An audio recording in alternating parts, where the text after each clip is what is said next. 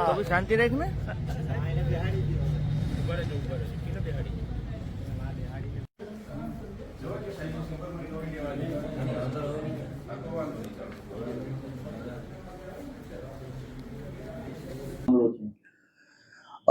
હું આપ સૌને એક વેરાવળ શહેરમાં બનેલા ખૂબ જ ચોંકાવનારા બનાવ વિશે માહિતી આપવા માંગુ છું. વેરાવળ શહેરમાં કોઈ પણ કલ્પી ન શકે અને દરેકને વિચારતા કરી મૂકે એ પ્રકારનો એક આઈ ઓપનરનો બનાવ બનેલો છે. ઇનફેક્ટ એક નહીં પણ બે બનાવ બનેલ છે. આ બનાવમાં સામાન્ય રીતે કહી શકાય કે ઘરે મેડિકલ સર્વિસ આપવા માટે આવતો એક મેડિકલનો યુવાન કે જે ઘરે આપણા દરેકના ઘરે લગભગ આવતો હોય છે, ક્યારેક બ્લડ લેવા માટે, ક્યારેક બ્લડ પ્રેશર માપવા માટે, બ્લડ સેમ્પલ તરીકે કોઈ પણ જાતના થાઇરોઇડના કે ઘણા બધા મેડિકલના ટેસ્ટ માટે અને આ પ્રકારના અનેક ટેસ્ટ માટે આપણા ઘરે જે સામાન્ય રીતે મેડિકલ સર્વિસ આપવામાં આવે છે એ છોકરા દ્વારા વેરાવળમાં એક નહીં પરંતુ બે હત્યા કરવામાં આવી છે અને એના ઘરેથી લૂંટ કરવામાં આવી છે. સામાન્ય રીતે બનાવની વિગત એવી છે કે વેરાવળ સિટી પોલીસ સ્ટેશનમાં એક ભાવનાબેન નામના મહિલા રહેતા હતા. એમને થાઇરોઇડની સમસ્યા હોવાથી એમના સંપર્કમાં રહેલા એક મેડિકલના યુવાન કે જેનું નામ શ્યામ છે, આ 24 વર્ષના યુવાનને એને સંપર્કમાં હોવાથી એના ઘરે બોલાવેલ હતો અને ઘરે થાઇરોઇડ માટે બ્લડ સેમ્પલ લેવા માટે બોલાવેલ હતો. આ શ્યામ નામના છોકરાએ એ મહિલા ઘરે એકલા રહે છે એ જાણી એમના ઘરે ગયો. પહેલાં જ્યારે ગયો ત્યારે જોયું કે મહિલાના પાડોશી સાથે તેઓ બેઠા હોવાથી આ પરત જતો રહે છે અને નજર રાખે છે ઘર ઉપર. અને જ્યારે આ મહિલા એકલા થાય છે ત્યારે તેમના ઘરે જાય છે. બ્લડ સેમ્પલ લેવાના નામે એમને એક એનેસ્થેસિયાનું ઇન્જેક્શન આપે છે. નિયોવેક નામનું એક ઇન્જેક્શન આવે છે જેનાથી માણસને ઓપરેશન કરતા પહેલા આઈસીયુમાં ઓપરેશન જ્યારે થતા હોય છે ત્યારે નિયોવેક નામનું એક એનેસ્થેસિયાનું ઇન્જેક્શન આપવામાં આવે છે. આ ઇન્જેક્શન લેવાથી જે વ્યક્તિ છે એ તંદ્રામાં આવે છે અને એના ઉપર આગળની મેડિકલની ઓપરેશન આ બધું કરવામાં આવે છે. તો આ ભાવનાબેનને પહેલા નિયોવિકનું એક ઇન્જેક્શન આપવામાં આવે છે. નિયોવિકનું ઇન્જેક્શન આપતા જ્યારે બેનને જ્યારે એમ થાય છે કે એમને ઘેન ચડે છે, ચક્કર આવવા માંડે છે, એવી કમ્પ્લેન કરે છે ત્યારે એ તો બેન ઇન્જેક્શનમાં તમે લોહી જોયું એટલા માટે તમને ચક્કર આવે છે, ઘેન ચડે છે, તમે શાંતિથી સેટી ઉપર સૂઈ જાઓ એવું જણાવે છે. અને ત્યારબાદ દેખાડા માટે એમના શરીરમાંથી બ્લડ સેમ્પલ લે છે. એ સમય દરમિયાન જે ભાવનાબેન છે એમને પૂરી રીતે ચક્કર આવતા એ બેભાન થઈ જાય છે. બેભાન થઈ જતા એ એમના ગળામાં રહેલી સોનાની ચેન અને કાનમાં પહેરેલી સોનાની બુટ્ટીની લૂંટ કરે છે. ઘરમાં પણ બધું સર્ચ કરે છે કે બીજું કંઈ એને કંઈ દર દાગીના કે રોકડ રકમ મળી શકે છે કે નહીં. અને પછી આટલું કર્યા પછી ભીના નેપકિનથી બેનનો શ્વાસ રૂંધી અને એની હત્યા નિપજાવે છે. અને ખૂબ ઠંડા કલેજે કોલ્ડ બ્લડેડ એક મર્ડર કરે છે. ઘરની બહાર નીકળે છે, ઘરના બહાર લોક મારી અને ચાવી ફેંકી દે છે. અને આ લૂંટમાં લૂંટેલી એને સોનાની ચેન અને બુટ્ટી એનો ઉપયોગ એ ગોલ્ડ ફાઇનાન્સિંગ માટે ઉપયોગ કરે છે. એ જાય છે સોનાની ચેન લગભગ 53,000માં જે ગોલ્ડ ફાઇનાન્સિંગ કંપનીઓ છે મુથુટ અને આઈએફએસ જેવી એમાં એ ગોલ્ડ ફાઇનાન્સિંગ કરીને રૂપિયા લે છે. અને આવી રીતના તે પોતાના મોજશોખ માટે ખરીદેલી 2 વ્હીલરનો હપ્તો ભરે છે. મિત્ર પાસે લીધેલી અમાઉન્ટ પણ એ ચૂકવે છે. એકદમ મહત્વની બાબત એ છે કે આ કાર્ય કરવા પાછળનો એનો હેતુ શું હતો. એને પોતાના મિત્ર પાસેથી દિવાળીના દિવસોમાં સોનાની ચેન પહેરવા માટે લીધેલી હતી. હવે આ સોનાની ચેન એના મિત્રને ખ્યાલ નથી, એવી રીતે ગોલ્ડ ફાઇનાન્સિંગ કરાવીને 70,000 રૂપિયા ઉછીના લઈ આવે છે. અને આ 70,000 રૂપિયા ઉછીના એ પોતાના મોજ શોખ પાછળ ખર્ચી દે છે. તો આ 70,000 રૂપિયાની ભરપાઈ કરવા માટે એને આ સોનાની ચેન અને બુટ્ટીનો લૂંટનો પ્લાન બનાવ્યો અને એક હત્યા નિપજાવી છે. આ બનાવ બને છે જુલાઈ મહિનાની 11 મહિનાની 11મી તારીખે. ત્યારબાદ વધારે તપાસ કરતા એક બીજો પણ વેરાવળ સિટી પોલીસ સ્ટેશનમાં અગાઉ એક 7મા મહિનામાં એક બનાવ બનેલો હોય છે.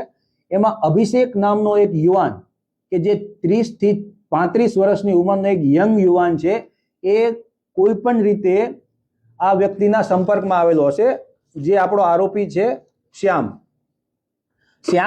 અને જે મરણ જનાર અભિષેક છે કે જેની હત્યા નિપજાવવામાં આવેલી છે, છેલ્લા 2 વર્ષથી સંપર્કમાં છે. અને એક દિવસ જ્યારે શ્યામને શરીરમાં થોડો દુખાવો થતો હતો ત્યારે એ અભિષેકને શરીરમાં દુખાવો થવાથી એ શ્યામને ફોન કરે છે અને શ્યામને ફોન કરી અને જણાવે છે કે મને શરીરમાં બહુ દુખાવો થાય છે, તો કોઈ તું દવા લઈને આવ ને તો શરીરમાં મને રાહત થાય. હવે મીનવાઇલ વાતોમાં જે આપણો આરોપી છે શ્યામ ચૌહાણ, એને ખ્યાલ પડી જાય છે કે અભિષેક અત્યારે ઘરે એકલો છે.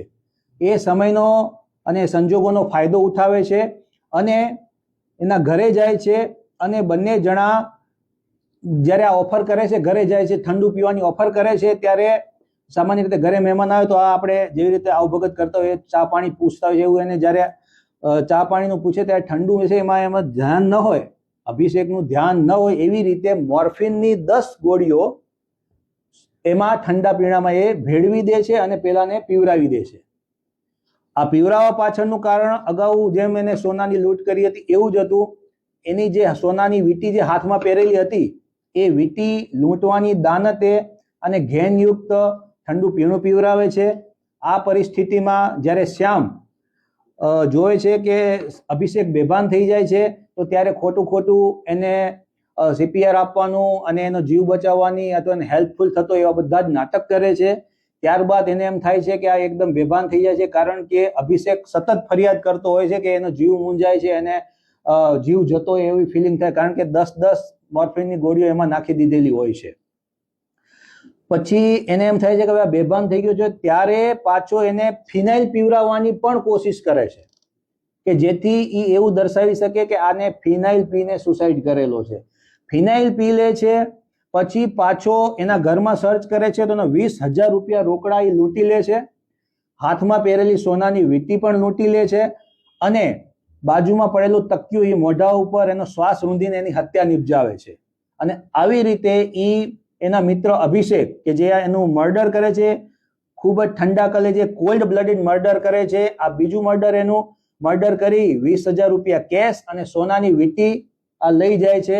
અને આ પૈસાનો ઉપયોગ અને સોનાની વીંટી જે પાછી ગોલ્ડ ફાઇનાન્સમાં મૂકેલ છે એનો ઉપયોગ થી જે 20,000 કે 23,000 રૂપિયા કેશ મળે છે એનું એના ગર્લફ્રેન્ડ માટે મંગલસૂત્ર ખરીદે છે.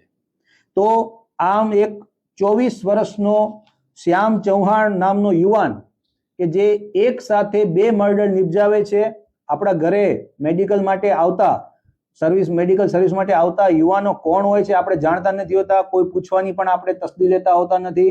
એ સેના ઇન્જેક્શન આપે છે, કેટલી માત્રામાં આપે છે એ પણ આપણે ક્યારે તસ્દી લેતા નથી. તો સમાજ માટે આ ખૂબ જ એક આંખ ઉઘાડનારો કિસ્સો છે. આ 2 મર્ડર થયા અને પકડાઈ ગયો છે. ખૂબ સારી મહેનત કરી છે અમારી સિટી પોલીસની ટીમે અને ભવિષ્યમાં બીજા પણ મર્ડર થતા અટકી ગયા છે.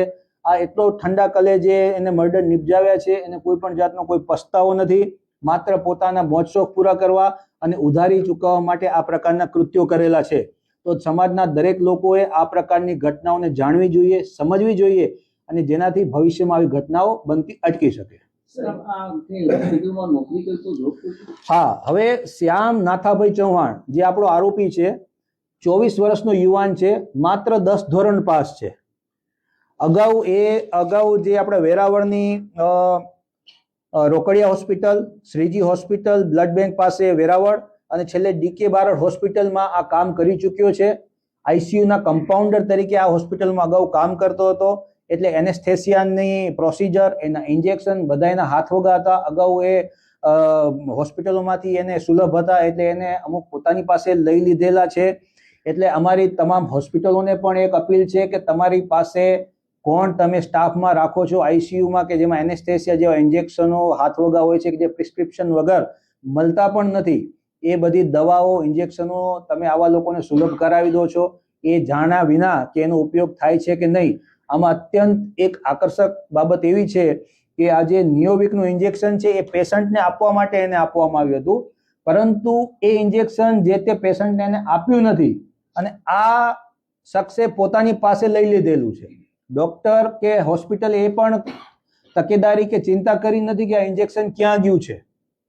કે એનો ઉપયોગ થયો છે કે નહીં, ઉપયોગ ના થયો હોય તો પરત પણ લીધેલું નથી. એટલે આમાં ક્યાંક ને ક્યાંક આ બેદરકારી અમને સ્પષ્ટપણે દેખાઈ રહી છે. એવો જ જે બીજા કેસમાં છે, તો જે અભિષેકનું મર્ડર નિપજાયું છે એમાં 2 મોર્ફ કરીને જે 10 ટેબ્લેટ જે ઠંડા પીણામાં મિક્સ કરી દીધી હતી, તો એ 10 ટેબ્લેટની સ્ટ્રીપ એની પાસે ના હોવી જોઈએ ખરેખર. આ પણ એક વિધાઉટ પ્રિસ્ક્રિપ્શન મળી શકે એવી ટેબ્લેટ નથી. તો આ પણ હોસ્પિટલે ધ્યાન નથી રાખ્યું કે ભાઈ આ દવાનો ઉપયોગ જે તે પેશન્ટ માટે પર્ટિક્યુલર કરવાનો હતો, એના બદલે આને અંગત ઉપયોગ માટે કર્યો છે અને કોકની હત્યા નિપજાવી છે. સર, આરોપીએ બે હત્યાઓ કરી છે, પહેલા ઘણા મહિના પહેલા કરી, પણ આ કરી છે. પોલીસને કઈ રીતે ખબર પડી? પોલીસે તેમની શોધખોળ કઈ રીતે? પોલીસને જ્યારે સૌથી પહેલા આપણે ખ્યાલ છે, પોલીસની જે પ્રોસિજર હોય છે કે જ્યારે કોઈ પણ મૃતદેહ મળતો હોય છે તે એટલે પોલીસ શંકાની નજરથી જ જોતી હોય છે, બરોબર. ત્યારે એના જ્યારે શરીર સ્થિતિનું પંચનામું થતું હોય છે, એમાં અમને ઇન્જેક્શનના માર્ક મળેલા હતા કે આના શરીરમાં કંઈક ઇન્જેક્શન આપવામાં આવ્યું છે. અને જે તે નજીકથી અમને ઘરની બહાર સર્ચ કરતા પણ એક ઇન્જેક્શનનું નિયોવિકનું એક તૂટેલી બોટલ મળી આવી હતી, જેના આધારે થોડુંક અમને ડાઉટ ગયો હતો. પછી FSLના રિપોર્ટ અને એના આધારે થોડુંક શંકા અમને પુખ્ત થઈ હતી. સાહેબ, આ કેટલા સમયથી નર્સિંગની નોકરી કરતો હતો ને આ 24 વર્ષનો યુવાન છે, શ્યામ ચૌહાણ, જે આપણો આરોપી છે, 24 વર્ષનો છે અને તે 10 ધોરણ પાસ છે. અને મેં તમને અગાઉ જે વેરાવળની 3 થી 4 હોસ્પિટલમાં કમ્પાઉન્ડર તરીકેની કામગીરી કરેલી છે. એની પાસે બીજો કોઈ મેડિકલ ખાસ કોઈ અભ્યાસ કરેલો એવું કોઈ એના પુરાવા પાસે કોઈ આધાર છે નહીં એની પાસે. તો મતલબ કામે એક હેલ્પર તરીકે રાખ્યો હોય અને પછી ઘણો સમય થાય એટલે ઇન્જેક્શન આપવામાં, બ્લડ શુગર બધું માપવામાં એને હથરોટી આવી ગઈ અને એવી રીતના પછી ઇન્જેક્શનને ICUમાં ઓપરેટ કરતો હતો. બિલકુલ વાત સાચી છે કે આ બધી પ્રતિબંધિત દવાઓ એની પાસે એની પહોંચમાં આવી ગઈ. હોસ્પિટલની ચોક્કસ બેદરકારી છે. આવનારા સમયમાં અમે હોસ્પિટલ અને એના સંચાલકો અને એના ડોક્ટરોને પણ નોટિસ આપી અને બોલાવવાના છીએ અને તેમના વિરુદ્ધમાં રિપોર્ટ પણ કરવાના છીએ કે આ પ્રકારની ઘટનાઓ સમાજમાં બની રહી છે. તો જે પ્રતિબંધિત દવાઓ છે એ સામાન્ય દરેક પાસે ના પહોંચે અને જે એના ઓથોરાઇઝ ડોક્ટર કે જે હોય એના સુધી જ આની પહોંચ રહે. આ સાહેબ આરોપી એક પાસેથી જે વીટી એને માર્યા પછી, એનો મર્ડર કર્યા પછી જે વીટી લીધી અને 20,000 રૂપિયા એના ઘરેથી જે કેશ લૂંટ્યા છે, એનો ઉપયોગ એને એની ગર્લફ્રેન્ડના મંગલસૂત્ર બનાવવા પાછળ ખર્ચ્યા છે. સર, કઈ કાયદાની કલમો હેઠળ એમની